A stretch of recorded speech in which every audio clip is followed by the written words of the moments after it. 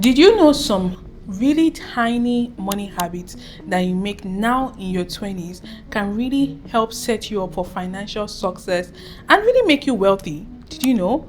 And these are not things that requires a lot of effort or energy or time to put in place. These are really small tiny habits that you can start from now that will compound over time and really set you up for financial success. So let's get into it.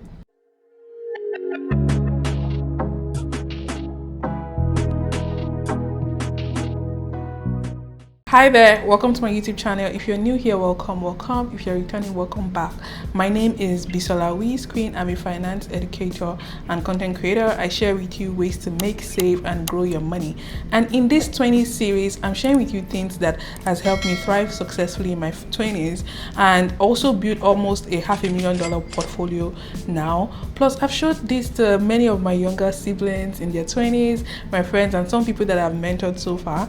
They found it to be very, very valuable, and that's why I started this series. This is part 2 of the series, and we are talking about habits plus a little bit of mindset, because this is what would help you get started and get set up for life as it relates to your finances. So if you are here for this in your 20s finance series, definitely hit that subscribe button, stick around, leave a comment below, let me know if there's any other topic that you'd like for me to cover, and share this video with a friend. So without further ado, let's jump into it. Now, before we talk about the list of all the habits you need to start setting in place from now, why should you even consider it? What's the reason?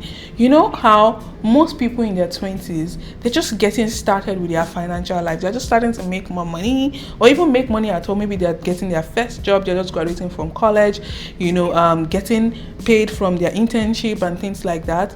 And most people don't even know how to go around with that finances that they've made. In subsequent series, we're going to cover like managing your money, budgeting, investing, increasing your income and whatnot. But for this particular episode, I want you to learn how to actually set up those habits that will help you become financially successful. Otherwise, you're going to fall into that trap of people who are making money, but they absolutely have nothing to show for it. I really do not want that for you.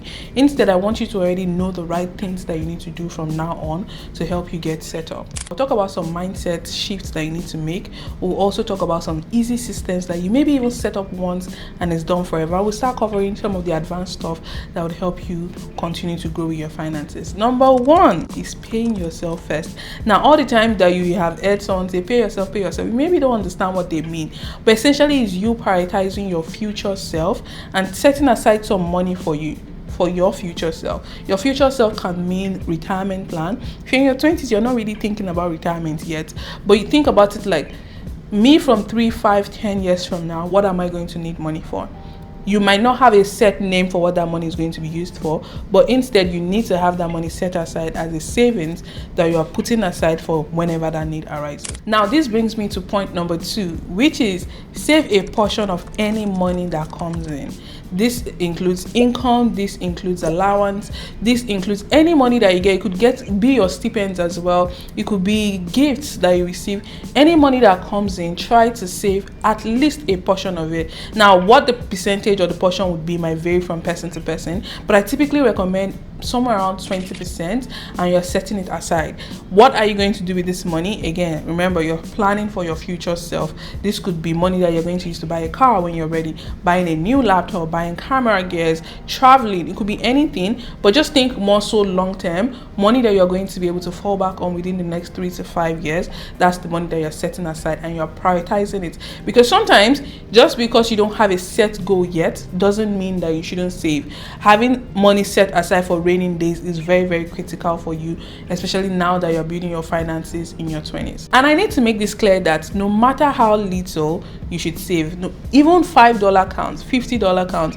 You get $1,000 from maybe your first paycheck for the very first time. Save 10% of that, save 20% of that, set aside $100. You get maybe from your aunt came visiting, you got $100 from them, put $20 separately, put it in a separate account they can always take later on. Don't spend everything, because you will have expectations, you will have things you want to put money into, but still ensure to prioritize setting money aside for your savings, no matter how little. This brings me to number 3, which is the process that makes that saving easier. Automate your savings. This is a requirement, it's not optional. No matter how much money you want to save, any amount that you're saving from your income, your paycheck or whatnot, ensure that that savings is automated. Do you know why? It removes that decision fatigue, it removes forgetfulness, that oh, my friend told me it's her birthday this weekend, I want to go out for dinner. You remove that out of the way because you save your money first. And that's why if you're paying yourself first, you automate it. Once you automate it, that forgetfulness is out of the way. Now, any extra cash that you're getting here and there, you can now intentionally set aside additional money from it. But first, you want to make sure that you're automating the barest minimum savings that should come out of your consistent income. Number 4 is managing your money matters more than salary. A lot of times people think, oh, because I don't make enough money, that's why I don't save, or I want to wait till I start making X amount of money a month before I start doing this and doing that. No, managing your money is actually a skill that you need to learn very early on, because it's not about how much money you make, it's about how you manage what you make. I've met people who are making multiple 6 figures that are rotting in debt, that have financial troubles, that are going through financial stress. And when I talk to them, I see that based on the income you're making, you really shouldn't be going through this. But because they've not learned the habit of managing their money the right way, then they always go through this financial stress thinking, oh, because I'm not making enough money, that's why this is happening. No, in reality, your salary is just a single arm of your finances, which is the income. But how you manage your savings, your budgeting, your expenses,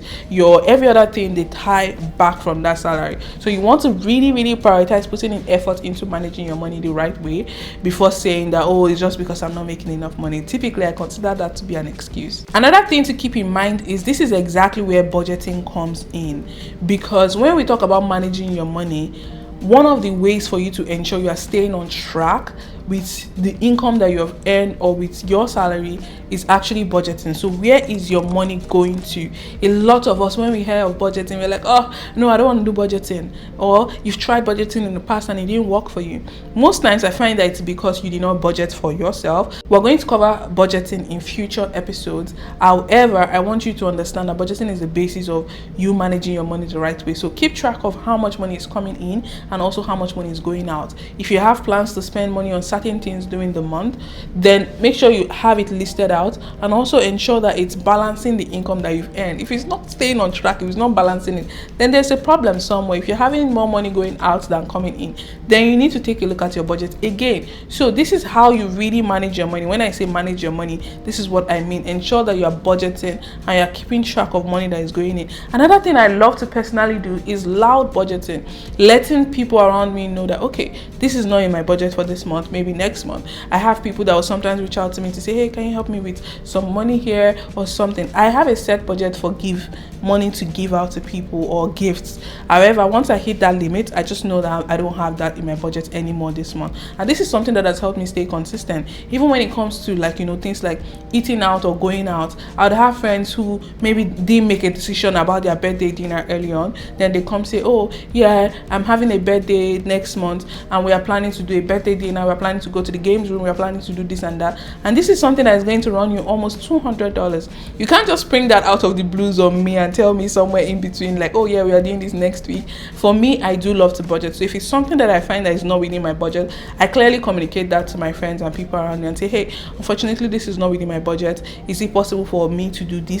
So let's say, for example, they have dinner plans. I would say, oh, is it possible for me to, and maybe dinner plans and some other outings, maybe I'll bail out on one thing and do the other thing. Or maybe I'll say, oh, is it possible for me to just come see you at your place and get you a gift? So that way I'm cutting back on expectation, but I also make it clear that it's because it's not within my budget, and that way they understand and respect my decision. I find that when you communicate clearly to people around you, in subsequent times they keep you in mind for whenever they want to make those last minute decisions. Not because, there's also the fear of not wanting to say, oh, I don't want to miss out, that FOMO feeling.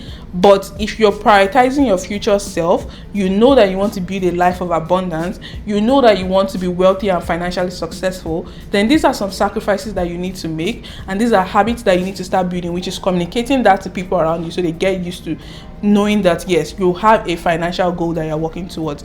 Otherwise it will just look like, oh, it's always hard, without them knowing that this is why you are doing this. Next is separating the account on purpose.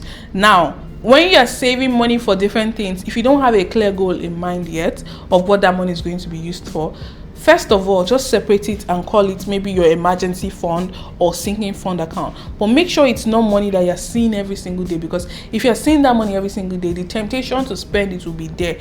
My biggest recommendation, any money that you're saving, if it's for a specific clear goal, open a separate bank account, label that account and name it. Maybe if you're saving for travel fund. If you're saving for maybe birthday experience, whatever it is, you're saving for a new laptop, put it there, because now you can have those separate goals. And if you're using like a free bank account, so there are typically like online banks and free banks that are available in Canada, the US, and I believe in the UK as well. You can easily sign up for these accounts. They are free, there are no fees, and you even earn more interest. So they are called high interest savings account. I highly recommend you check them out. I'll leave some links in the description below for you to check out some of the ones that I personally use, so you can earn interest. Now it's very important, like I said, to separate your money and label those accounts with the right names to ensure you don't accidentally spend from it. This is something that I personally do. My tithes money is in a separate account, so whenever I want to spend money for something, maybe order Uber Eats, I remember that okay, I don't want to rob God so because of that, I'm just going to not order Uber Eats, or just trust that something good will come soon. And that way I'm usually happier, because I know if I'm saving money for my tithes and offering, more blessing will come my way. So this is just a small tip, but I highly recommend that you separate your money. One of the other things I forgot to mention earlier is having an enjoyment fund. That is part of the examples of funds that you're going to create. When we say separating your money, you should have an account or money set aside for enjoyment, so that you are not actually taking money from your emergency fund to go and get your lashes done, or get your hair done, or go on a trip. Instead, have a certain amount of money every single month that you're spending on whatever it is that you enjoy. Next is building an emergency fund. Typically, an emergency fund is around 3 to 6 months of your monthly expenses. But if you're in your 20s, given the current economy, let's say your monthly expenses around $2,000, you're in college or something, including your food, your rent, all of these things, that's like $2,000, and you want to save 6 months of that, that's $12,000. That's a lot of money for you to save if you're earning maybe a $1,000 paycheck. So instead of saying that you want to save towards like that real emergency fund or your final destination, at least start somewhere. Start with something, even if it's just having $500 that you have saved in an account that you're not going to touch. Just label it emergency fund, and that $500 will continue to sit in that account. Make sure it's an account that is earning you interest and you don't touch it. Think of it as like your vex money, just in case any life situation happen, any unforeseen contingencies happen.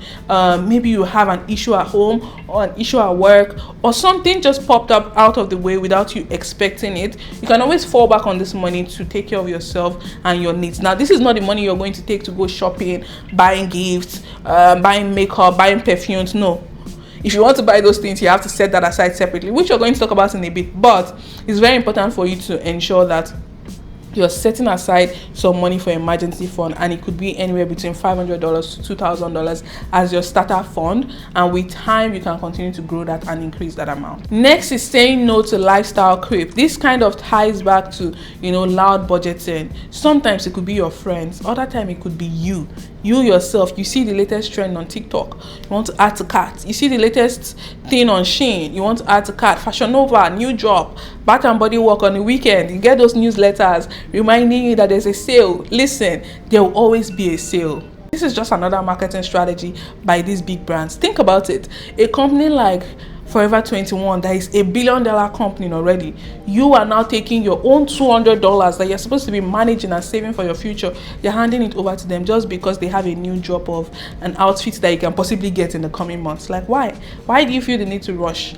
Let me be the first to tell you, there will always be new marketing strategy, there will always be new sales, there will always be new products, there will always be new drops. Okay, so don't feel pressure to always buy them, and also don't feel the need to continuously increase or upgrade your lifestyle as your income is increasing. This is where the lifestyle creep comes in.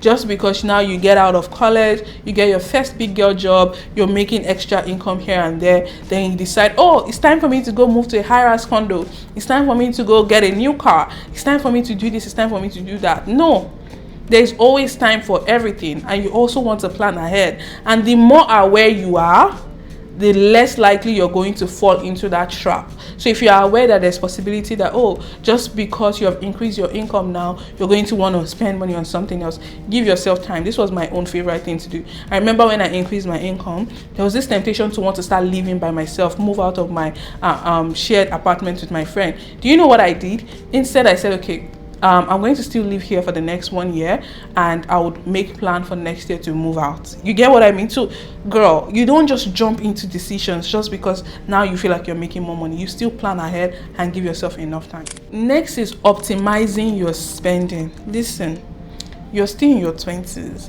You need to know that you need to be optimizing your money. So if you have opportunity to get cash back, get it. Use points for travel, get it.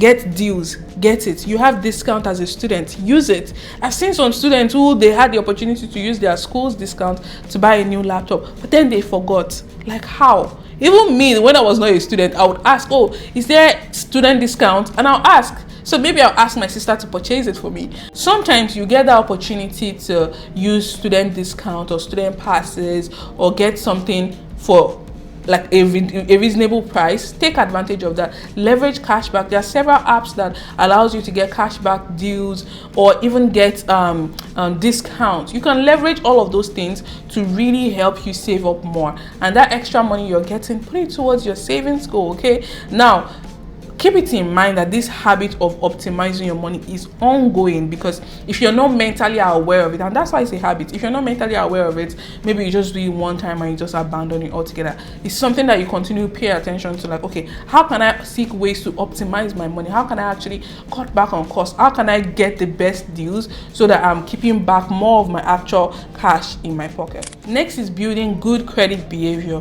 Now we're taking things up a little bit, because if you're still in your 20s or your early 20s, you're thinking about, like, oh yeah, you've heard about credit building, avoiding debt and all of these things, but a lot of folks in their 20s that I've spoken to do not even understand basic credit. And we're going to do a more deep dive into building good credit habits and understanding your credit card statement, using your credit card and all of that. So please keep an eye out for that episode when it drops. However, in the interim, you want to make sure that you're paying your credit card balance on time.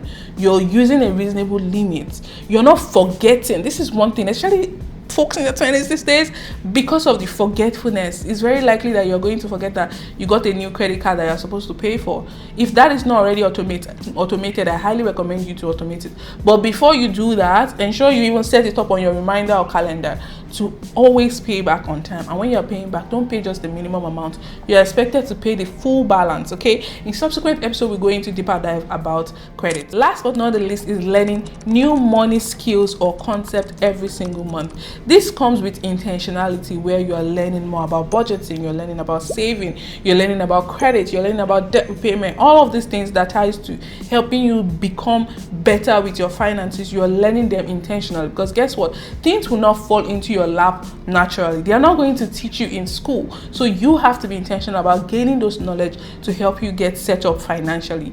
Now, what are some ways for you to learn? For example, TikTok. Whenever you're scrolling on TikTok, if you're someone who is into your FYP is stuck on different algorithms, whenever that money video or that finance video or that investing video pops up on your feed, don't be so quick to scroll. Just give it 1 or 2 minutes to pay attention to whatever they are saying and read it. This YouTube channel is also another example. You're watching this video right now. If you are yet to subscribe, please make sure to hit that subscribe button right now. Follow the playlist. Make sure you're following along on the series so that you are learning everything as much as you can as it relates to finance. And make sure you also follow me on my social medias as well. I do share a lot of financial education content on there. I have a newsletter as well. It's free. Every Monday I send out money tips. So these are ways that you can also be intentional. It could be blog posts, it could be social media, it could be getting books, it could be watching movies. There are several things you can do to help you learn more and become more financially literate. It's not an excuse if you don't know. Ignorance is not an excuse. You have to be intentional about learning learning those money skills. And that brings me to the end of it. To further support you on your financial journey and help you really get better at your finances, I would leave some links in the description to some free resources you can help get started with today. You get access to my Money Simplified guide. I'll also leave the link to some high interest savings account that I recommend in Canada and the US for you. And if you have any questions, be sure to leave them in the comment section. I'll take them, and also let me know what other videos you would like to see from me. Thank you so much for watching. I'll see you in the next one. Bye.